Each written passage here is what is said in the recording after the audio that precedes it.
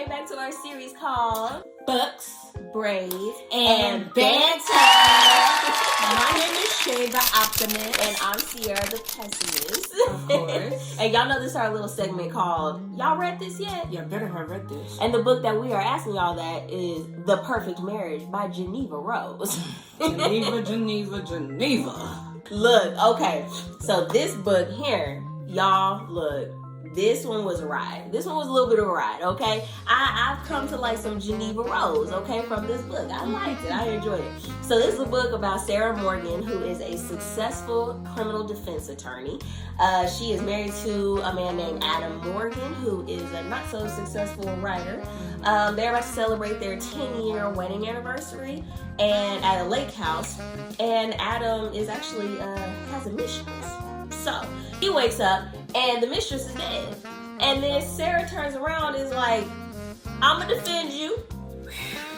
Look, y'all, this was a ride. It was a ride. That's why I don't understand why she's saying it's just a little roller coaster. It was a loop-de-loop. It was a bump. It was you didn't have your seatbelt and you're just... With that, you was yeah. Y'all, look. This was a ride. So, you know, during this whole trial that she does with him, or while she's defending him, we uncover a lot of secret relationships, lies. Adam was on some whole other level type stuff. Like, it was a mess. You have this twist at the end that, I don't know if I would say I saw it coming, but you know, twist? it was a cement that pow! Look, I know he kind of saw it coming, but you know, it was still good. I thought it was done pretty well. So, yeah, that, you know, throughout the whole book, that's really what it is. She's defending him. You find out all this stuff. It comes up out the blue, out the woodworks. Everybody else is like, you don't know who to trust, who to listen to, none of that. So, let's get into it. Let's get into it. So these are our key characters. We got Sarah Morgan, who is the successful defense attorney. We have Adam Morgan. The devil. Look, girl. We got Adam Morgan, who is the unsuccessful writer. Yeah, poor him. Who is also the prime suspect in Kelly's murder. We got Kelly Summers, who is the mistress and the one that ends up being unalived.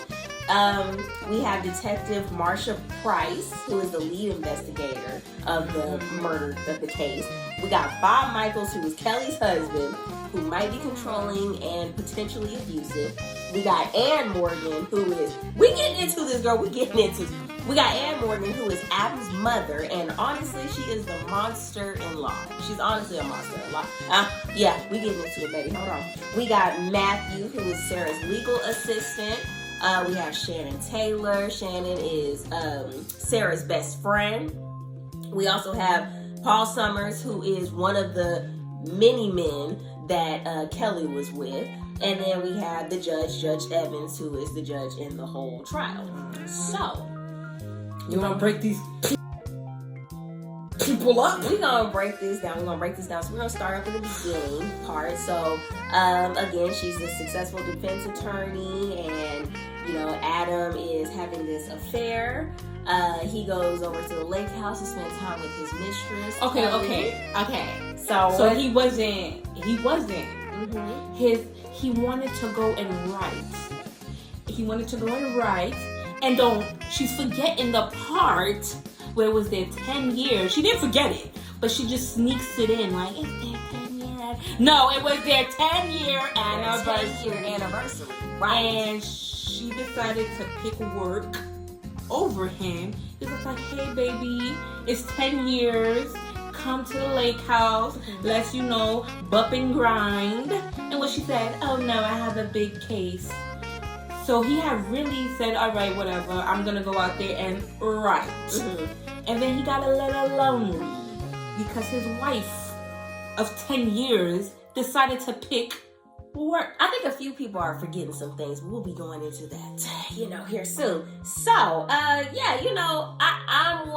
am not a cheaters person, you know what I'm saying? Like, I don't care for them, whatever, y'all, But if it's deserving. No, ain't no reason to do all that, baby. It's no reason at all. Look, so, again, The wife, the mistress, ends up being unalived by that next morning. Adam sees it. I don't think in the book he didn't. He went home. Because remember, she calls him. You're right. And they say, "Baby, come home.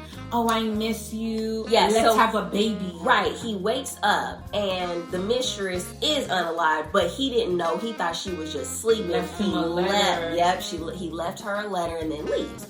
It was the housekeeper that comes and finds her unalive. So that, that happens, and then Sarah, they find out, and then Sarah's like, all right, look, I'm gonna defend you, because she's like one of the best criminal defense attorneys in. I thought that was already sus, because honestly speaking, granted, he did deserve that mistress, because she wasn't giving nothing. She was just work.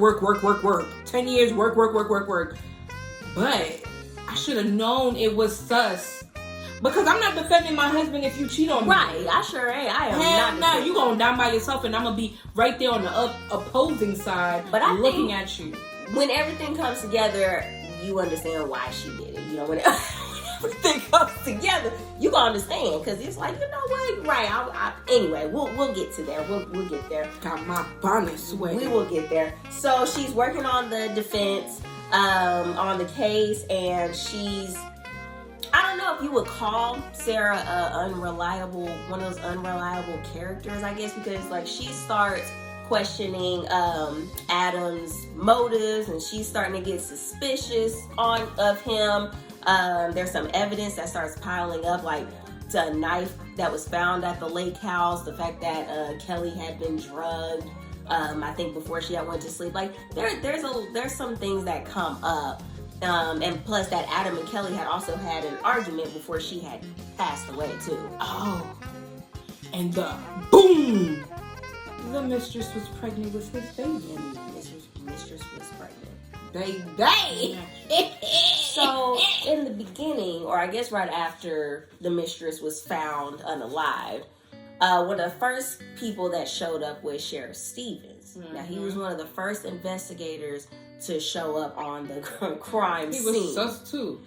He really was, but he was so he was there. Oh my gosh, you want a shoulder to lean on? Well, actually, he was the one. I believe that was actually Detective Marcia. Now, Detective Stevens was the one that was suspicious of everybody. Oh yeah, he was the one that was just like, "What you found? Huh?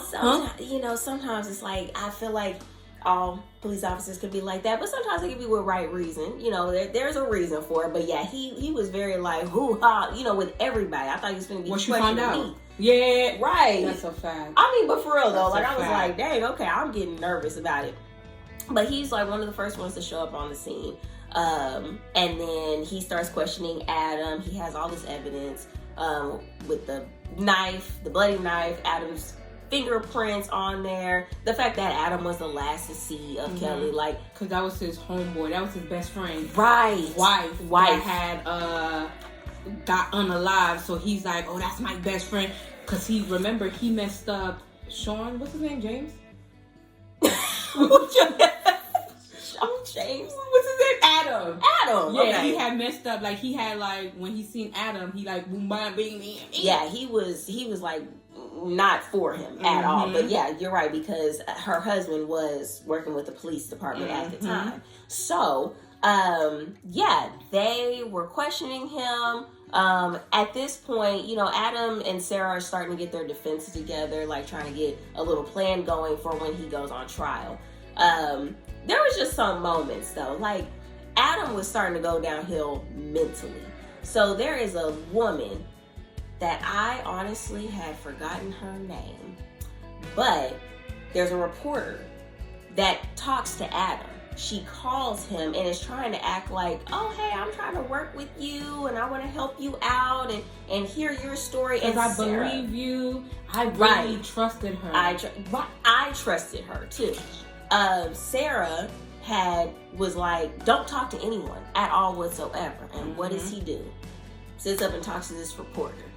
But he doesn't know he's a reporter. We didn't even think that she was a reporter for a while. And then comes out what was it, like a book or an article comes out, everything that, because he was on the phone with her. Everything that he said. Everything that he said came out. Came out. Of course, Sarah was like, what is we doing? Yeah. Like, what are we doing here? I felt like took his manhood and unplugged the man's house phone. Very much. Yes. Unplugged. Look, because she knew her husband and knew that how he was going to be. Look, I'm not going to lie. Adam was dumb. It wasn't that he was dumb. It was the fact that, I'm going to make sure I got my back. How he was supposed to do it. Like, he was just like, yeah, okay, I trust that you got my back. But let me have my back too. Like, I'm not just going to let you work by yourself. Let me try to speed it up. And look what happened. And that's the wrong thing that you say to your attorney is, I'm going to have my own back. Yeah, I know you're defending me, but I'm going to have my own back. Yeah, that makes sense. Well, maybe that makes a whole lot of sense. Steak like that. Look, tension is starting to rise. When they start going into this trial, like, you start to feel it from the book. You're like, okay, like, what is going to happen? Is she actually going to defend him? And everybody's feeling bad for her. Oh my God. As they should. It's the wife that's defending the cheating husband. If she had came and spent time with him, he would have never been cheating. Look. Well, then his mom comes along, look now, this lady here, monster-in-law. No. She's a mama bear. Is that what you call a mama bear? She's a mama bear. Look, Anne was crazy, just like her son, delusional and crazy. And though she was crazy and raised a delusional son, and that's what happened. She was a mama's boy, one of them toxic mama's boys. Okay, her son couldn't do anything wrong.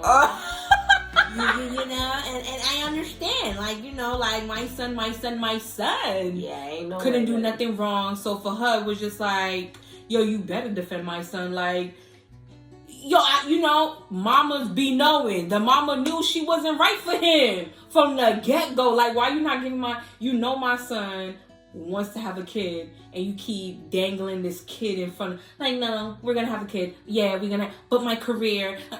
The mom had all rights. She wasn't a monster-in-law. She had a monster-in-law, daughter-in-law. Right. That's so. Again, with this trial, the evidence that was presented in Sarah's closing arguments. So, the fact that the affair, that was the evidence, but Sarah did argue that because there was infidelity, that did not mean that he murdered Kelly. So, she was pointing out that just he was unfaithful, but that does not mean that he was guilty of a crime. Okay? So we're going to list these out. So the affair. Sarah sat there and said, that just because he had an affair does not mean that he killed her. The knife belonged to Adam and Sarah at the lake house, and it was found at the scene. She did argue that the lake house was able to be used by many people. So there wasn't a direct evidence tying Adam to the knife of the crime. Adam's fingerprints were found at Kelly's house on some of the belongings. Sarah did say that Adam's fingerprints was there because of his relationship with Kelly. So she was like, that's not unusual. The bloody shirt, the shirt that Adam, with Adam and Kelly's blood on it. Sarah was like, the shirt was found and it might have been planned to frame Adam. So, the phone records, there was also the phone records, and she was saying that Adam's phone could have been tracked, like anywhere else. The so picture that wasn't that the, her little, what's she called? Assistant. Her assistant had went over there because that's where, like, the right, view, and took the picture. That was another one that was. Well, because also, I guess actually we'll get into that in the end. Kelly's diary, because she did write down some of the events and some of the things, but she had said that wasn't really authentic with the timeline, so that could have been just planted there. And then Adam's alibi was that he said that he was asleep. Sarah was like saying that was like not really a solid alibi. So we had like all this evidence. At the end of the day, Sarah was sitting up fighting. She was saying like, hey, look, just because this doesn't mean this. So, she was discrediting the witness testimonies. She was helping him out. I mean, she was doing everything. She was doing everything. So it says the jury finds that Adam was not guilty due to the reasonable doubt that Sarah had introduced through the trial. All right. So we are getting to The nitty gritty.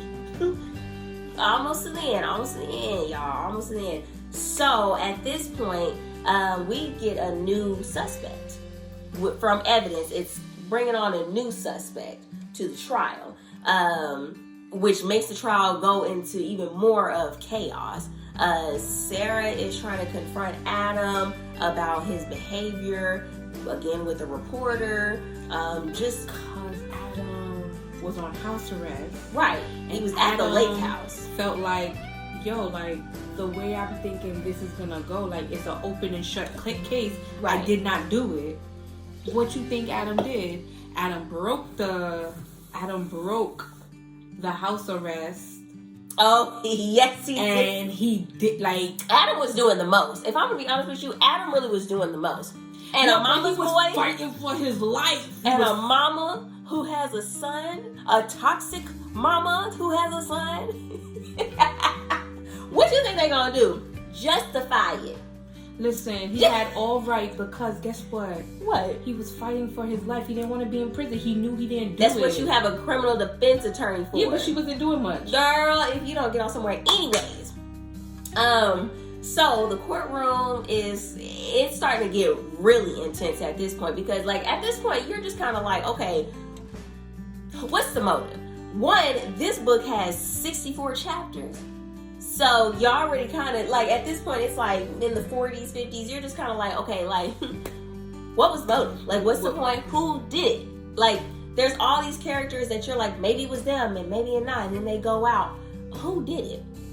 So, Sarah is trying to make a decision on how she's going to defend him, on how she's going to go through this. Adam is also getting even more desperate about what's going on with him because the wife wasn't listening to him. He's just like, yo, I got proof, I got this, yeah. So it was just like, okay, she's not listening to me. For him, like, I understood where he was coming from. Like, for real, like, I cheated on her. How do I for sure know that she's really got my best interest? Because Adam is not like, like, it's sus that you're okay, like, you know all of this. You know my mistress is pregnant. You know I was messing around behind your back. Like, you know all these stuff and you still want to try to get me out of jail? Nah, I'm going to help. Like, like... I don't know what you think. Because, like, honestly, I feel like... I don't know. Me, like I said, look, you cheated on me. I don't even know how she was able to defend this man. But... if I had to defend my husband after knowing that he had cheated on me and then got this woman pregnant and we've been trying to get pregnant. Like there were moments where they were trying to get pregnant. Because wasn't she like on birth control? Like, after a while, yes, with her career. I mean, I get that, but still, no. Like, because at the end of the day, if you're unhappy, leave. Yes, but a career. At the end of the day, you could have did a wrong misstep, and who would have still been there for you? Your husband. Ooh. They could have always... We're going to put that much hope in a man? Baby, no ma'am. No. And especially as a female, no. As a woman, you have got to have your own. And no man, a man's going to be a man at the end of the day, okay? That's all I got to say. Not all men are bad. I digress. Anyway, So we're getting to the part where Sarah's like presenting the final argument. She's just trying to be like, all right, look, how do I want to sway this? Because at this point too, she's also like thinking he really did this. Like that's what she's saying, or at least that's what she's letting the reader think is that, oh, I think my husband really did do this. Again, I don't really know if Sarah would be labeled as a unreliable character. I'm still fairly new to this stuff myself as far as like labeling characters in books, but what really is an unreliable character? What's the difference between an unreliable character and you just getting lied to? Answer that for us. Please help us with that, because we've been going back and forth about that. But because it's like, I don't know when to say, oh, that really was, or just be like, no, she just flat out lied, and, you know, maybe we need to work on that, you know, work on doing unreliable characters. But, y'all know better than me, so we'll do that. But, yeah, that ends off, or I guess that little middle part, it ends with the verdict. Now, we don't know what the verdict is yet, but it ends off with the verdict after Sarah does her argument. And Mama's outside. Right. Mama did apologize. Right. Mama did apologize and said, my bad for slapping you, girl, but you messed with my son's life. Mm-hmm. But you did kill it inside. Kind of, sort of. Because I felt like she could have did more. But, what you say? I digress. Okay, so the book ends off with, honestly, we didn't even know what the verdict was. The verdict was till 11 years later. We just look up, and 11 years later, it's his execution date. So that, I mean, I guess that, I don't know. Mama there crying. Right, she was crying. Yeah. Sarah visits him on that day, but she hadn't seen him really. Like, she stopped visiting him at some point. Come to find out, it was Sarah and Bob, who was Kelly's husband, orchestrated this whole thing. They hired the reporter. Sarah had been knowing that Adam had been having an affair, so that's also why she wasn't doing it. Hey, look, she had been knowing. She kind of had been knowing. So she was like, hey, we're just gonna set him up. Have time and just set him up. Like, I feel like, all right, sometimes you just go too far. She went too far. Like, why did you go there? Look, all I know is I was like, all right, you go, girl. All right, girl. You know what? Hell yeah. And that's why that's why I gave to the 3.0. I took that personal. Like, you really killed somebody because he was deep into somebody else. Like, just leave him, divorce him. Why didn't he leave me? Well, look, because, like, yo, he was lonely because of your doing. Like, you never spend time with him. Like, you pick work. Like, he be trying to do some romantic, I'm gonna run your shower. No, I got work. You gotta go to sleep. We don't know that. It was all in his head. That's why I said he deserved that mistress. He didn't deserve to die. The mistress who was also doing the most on him and manipulating him. Look, she wasn't that. No, he just wanted love. Like, the love that his mom gave to him. That's what he wanted his wife to give him, and his wife couldn't even do it for him because she ain't the mama. Look, so we're on the execution date. Adam gets executed. And oh, baby, do you love me still? You know, she's here like, yeah, I love you. Actually, she didn't even really say that. She was like, that's what he was thinking. He was like, but he could tell. I think he knew that day. He knew on the day of the execution. Because she told him. Well, she didn't tell him that she did, but he knew that she wasn't. No, because she said it. She said it before he was getting executed. Wow. He was just like, I know you didn't do it. I did it. And his eyes widened. I think you're getting that mixed up with something else. No. How much you want to bet? How much you want to bet? Well, while she's pulling it up. Look, at the end, all I know is the girl was so after Adam gets executed. That's when Sarah and Morgan had their little moment, just I think from afar. Mm-hmm. But yeah, Sarah just walking up out of there, living her best life. She is living her best life. Yeah, she ends up with Bob, Kelly's husband. They have a kid. I don't remember if the daughter was Adam's. Yeah, they named her Summer. Yeah, so that's how the book She was trifling. And just to find out, she killed her mama. Her mama was a little crackhead. Right. And she was just like, yo, my mama was killing herself slowly, so I sped up the process and stuck 3 So she was born. She's a murderer. Heroin needles. Like, she's a murderer. She was born for like, no. I didn't like Sarah. Yeah. Like, there was a lot of thoughts in my brain on how I could get revenge for Adam for what she did to him. You really killed 2 people. Like, she's a killer. Like, why is she out? Like, I mean, that's fine. yo, this book gave me heartburns. This book pissed me off. Like, yo, Geneva, who hurt you? Like, Yeah. I be watching Geneva on her TikTok. Her husband loves her. They got a good little, like, so what? Like, I'm so like, what happened?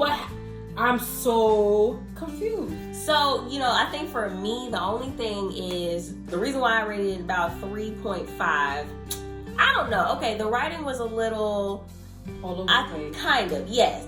Like, don't get me wrong, the book was good. I enjoyed myself. It was, it took me out of my reality. I liked the little plot in a way. I like that at the end, he got what he, he got what he deserved in a way, Granted, if it happened in real life, I don't know. I probably feel the same way, but yeah, I was about to say, nah, keep it I a feel buck. the same way. But, I don't really know much about, like, unreliable characters. I don't know if, to me, it's like, what is an unreliable character? Is it, or narrator?